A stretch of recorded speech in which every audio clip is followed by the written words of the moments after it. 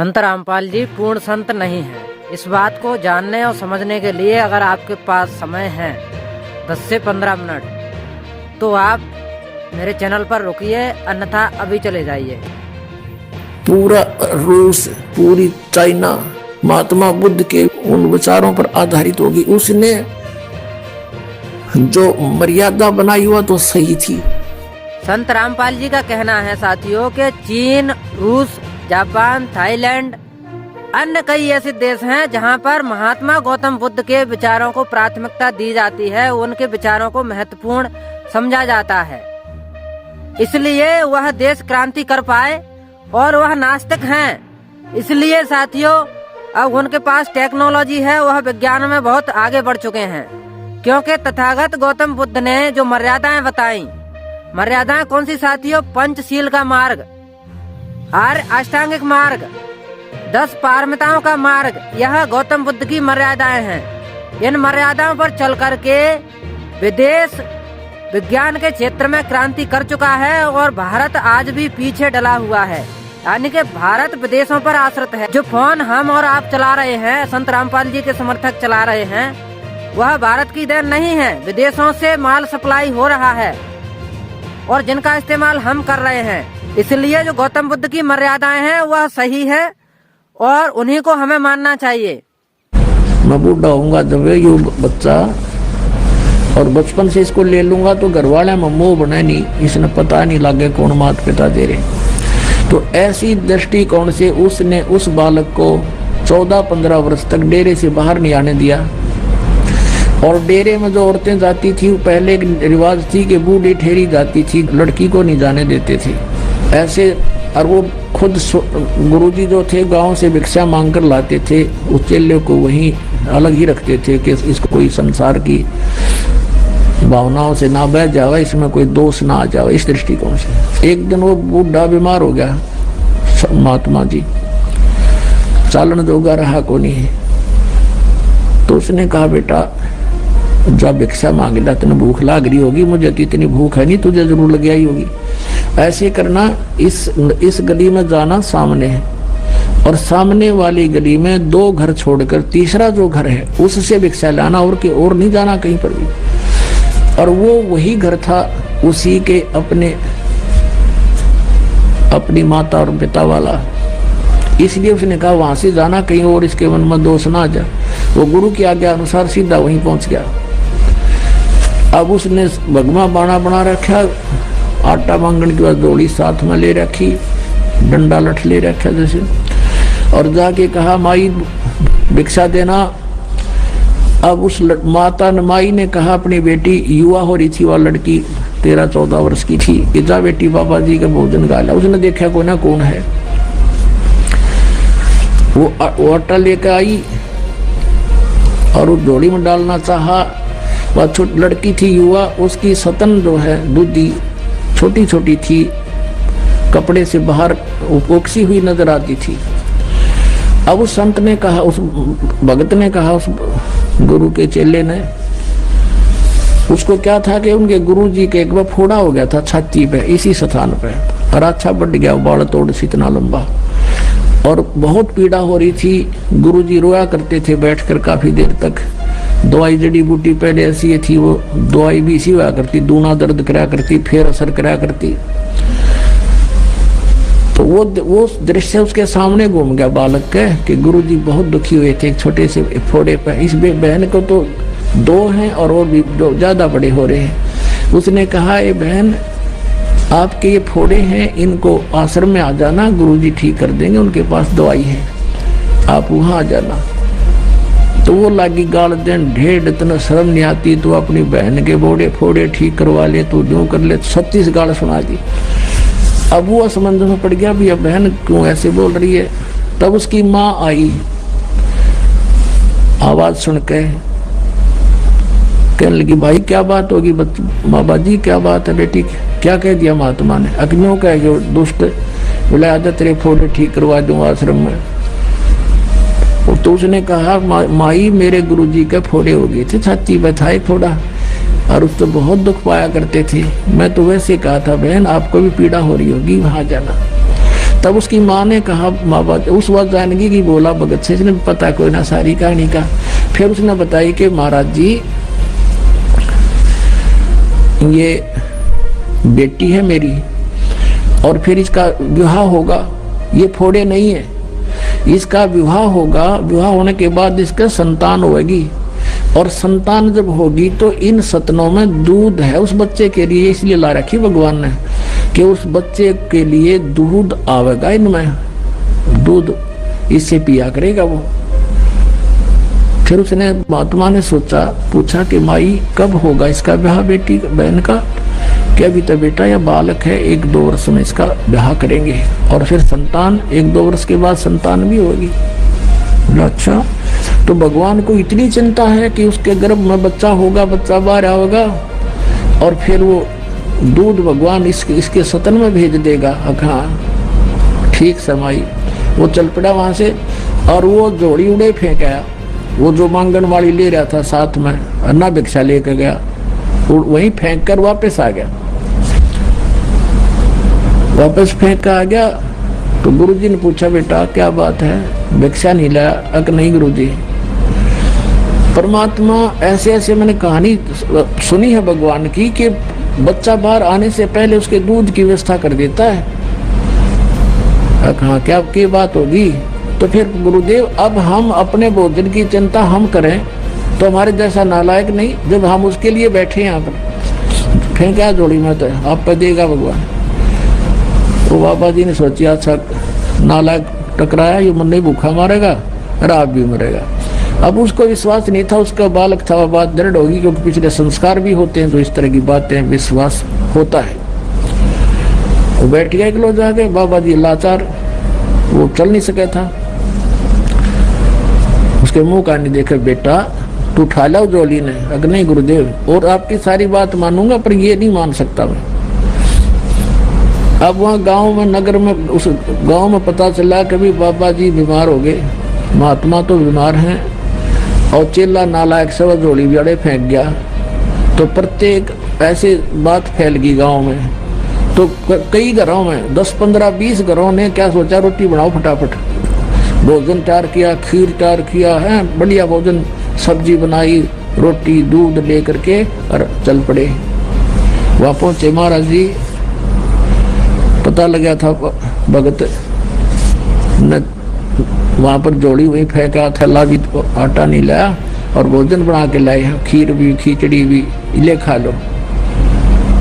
बाबा जी ने सोची भाई चलो रोटी तो खा, पहला जिसी खाई जा, राजा बेटा तो भी खा ले। बैठ के खाने लग गया। आखा देखो, इतने में दूसरा आ गया, इतने में तीसरा आ गया, उधर लाइन लाएगी, 20 आगे नो ले लेगा रोटी, बाबा जी रोटी लाए, रोटी लाए।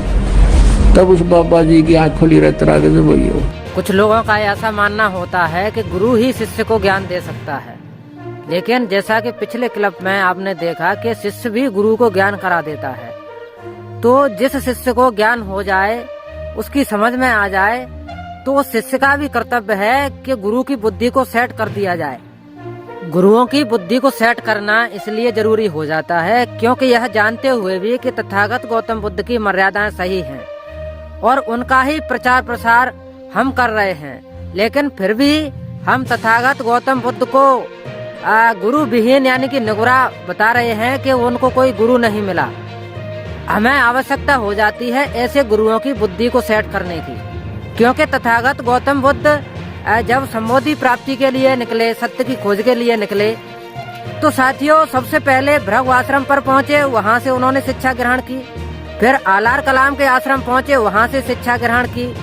फिर उद्दक रामपुत्र के आश्रम पहुंचे, वहां से शिक्षा ग्रहण की, तब वह संबोधि को प्राप्त हुए। तो फिर संत रामपाल जी का यह कहना कि उनको गुरु नहीं मिला, यह गलत है। परमात्मा अपने बच्चों के साथ रहते हैं। वो महात्मा बुद्ध भी तो उसी भगवान का बालक था, उसकी जान बचा दी ना, मरा उस वहां पर मर जाता, खत्म हो जाना था 60 योग से। एक माई को प्रेरणा करी, उसका मुंह का खीर लगा दी। पहले दिन थोड़ी सी खाई, अगले दिन थोड़ी, फिर खा के उसका शरीर ठीक सा हुआ, स्वस्थ हुआ। तब उसने कहा था starvation could not lead to salvation, भूखा मरण तो भगवान नहीं मिल सकता, आत्मा का कल्याण नहीं।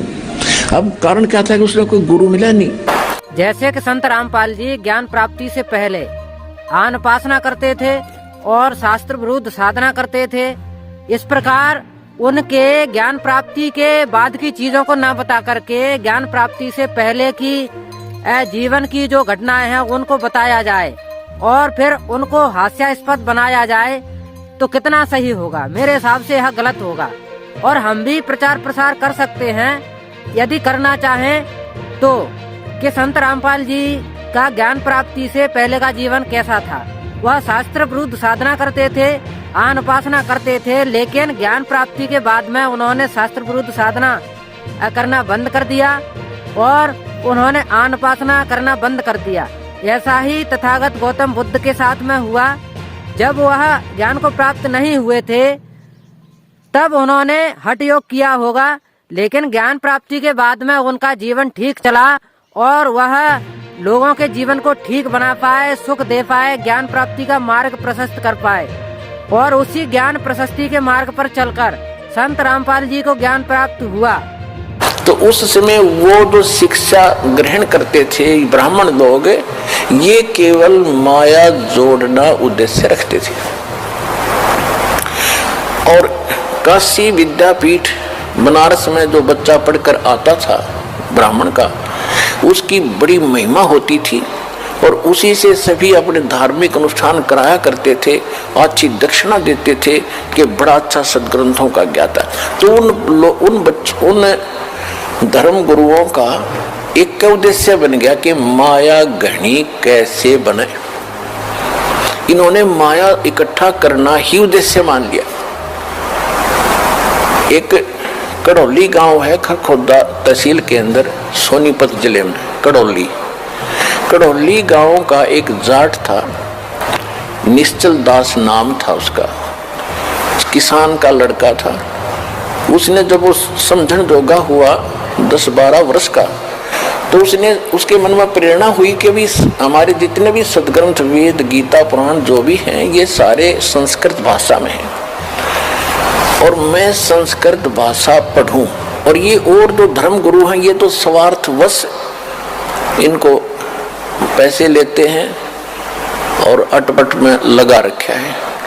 मैं सदग्रंथों को पढ़ूंगा, वास्तविक ज्ञान करा करके फिर सच्चा ज्ञान लोगों को बांटूंगा फ्री में। तो इस उद्देश्य से उसने बनारस काशी विद्यापीठ में प्रवेश पाना चाहा शिक्षार्थ। तो उसके सामने एक समस्या आ गई कि वहां केवल ब्राह्मणों के बच्चों को ही प्रवेश मिलता था, क्योंकि आपके समर्थकों को आर्यों ने मार दिया और अब भी छुआछूत की जा रही है। आज भी प्रधानमंत्री नरेंद्र मोदी को प्रधानमंत्री तो इस देश के आर्यों ने स्वीकार कर लिया, लेकिन आज भी समान स्वीकार नहीं किया, यानी कि उनके स्पर्श करने से राम की मूर्ति खंडित हो जाएगी। ऐसा ही साथियों तथागत गौतम बुद्ध के साथ में हुआ, भेदभाव हुआ उनके साथ में। ऐसा ही संत रामपाल जी के साथ में हुआ, ऐसा ही कबीरदास जी के साथ में हुआ, ऐसा ही रविदास जी के साथ में हुआ, ऐसा ही निश्चल दास जो संत हुए हैं उनको शिक्षा से इन आर्यों ने वंचित कर दिया। हमारे कहने का आशय ये है कि समानता और आस्तिकता में समानता ऊपर है, ना कि आस्तिकता। क्योंकि संत रामपाल जी ने भी जो शंकराचार्य हैं उनको ज्ञान चर्चा के लिए बुलाया था, आमंत्रित किया था, लेकिन वह नहीं आए। यानी कि वह संत रामपाल जी कितने भी आस्तिक हो जाएं या कोई भी जो इस देश का मूल निवासी है प्रधानमंत्री बन जाए, वह उनके कहने से नहीं आएंगे। क्योंकि आर्य मूलतः ईरान से भारत में आए हैं, उन्होंने भारत में आक्रमण किया है और इस देश की मूल निवासी जनता को गुलाम बनाया है और वह गुलाम ही बनाए रखना चाहते हैं। और आप आस्तिक बने रहिए और गुलामी करते रहिए। हमें आस्तिकता से और गुलामी से ऊपर उठना है और गुलामी और आस्तिकता से ऊपर उठाने वाली विचारधारा श्रमण संस्कृति की विचारधारा है, जिसके वाहक तथागत गौतम बुद्ध, कबीर साहब, रविदास जी, संत गरीबदास जी हैं। और आगे भी इस सांस्कृतिक विकास को आगे बढ़ाने वाले संत श्रमण आते रहेंगे और संस्कृति को अपनी को बढ़ाते रहेंगे। मुझे सोचना है कि शंकराचार्यपुरी एक व्यक्ति के साथ आना चाहे आ सकते, अगर लिखा होता कि 100 व्यक्ति के साथ आने तो अभी मैं नहीं जाता। मैं सैद्धांतिक व्यक्ति हूँ, समझ। क्यों नहीं जा रहे आप? अब मोदी जी लोकार्पण करेंगे, मूर्ति का स्पर्श करेंगे और मैं वहाँ ताली बजा के जय जय करूँगा क्या? मुझे पद नहीं, पद तो सबसे बड़ा प्राप्ति है, मुझे शेर नहीं चाहिए। लेकिन थोड़ा आप विचार कीजिए, धर्माचार्य वहाँ क्या रहेगा?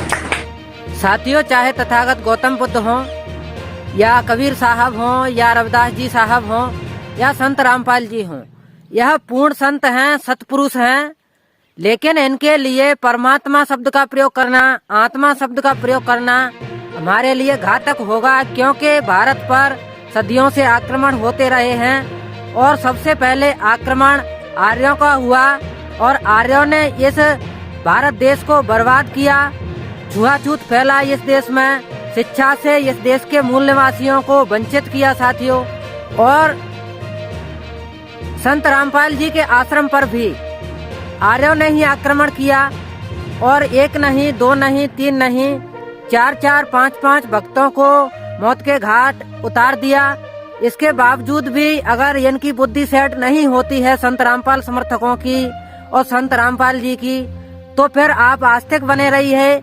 हम जिस प्रकार से भोलू भगत ने गुरु की आज्ञा की अवहेलना करके झोली फेंक दी कि सब कुछ प्रकृति पर छोड़ते हैं, हम वेद को नहीं मानेंगे, गीता के प्रमाण को नहीं मानेंगे, हम केवल कबीर साहब को मानेंगे, रविदास जी को मानेंगे और तथागत गौतम बुद्ध को मानेंगे। संत रामपाल जी पूर्ण संत नहीं है, मैंने शुरुआत में यह बोला था, लेकिन वह पूर्ण संत बन जाएंगे, इसमें कोई दो राय नहीं है। लेकिन पूर्ण संत तब बनेंगे साथियों जब वह अपने शिष्य को भी अपने समान स्वीकार कर लेंगे। जैसा कि कहते हैं कि गुरु को कीजिए दंडवत, कोट कोट प्रणाम, कीट न जाने भृंग को गुरु कर ले आप समान। यानी कि गुरु अपने समान अपने शिष्य को भी बना ले, तभी वह पूर्ण संत बनता है। आप ही बताइए जो देख रहे हैं, क्या संत रामपाल जी की तरह उनके शिष्यों में कोई किताब लिखने वाला व्यक्ति तैयार हो गया है, भगत पैदा हो गया है? अगर कोई है तो आप प्रमाण दें कि इस भगत ने संत रामपाल जी के समर्थक ने किताब लिखी है, तब मैं मान जाऊंगा कि यह पूर्ण संत बन गए हैं। लेकिन वह पूर्ण संत बनने की कगार पर हैं, इसलिए हमें उनका आदर करना महत्वपूर्ण लग रहा है।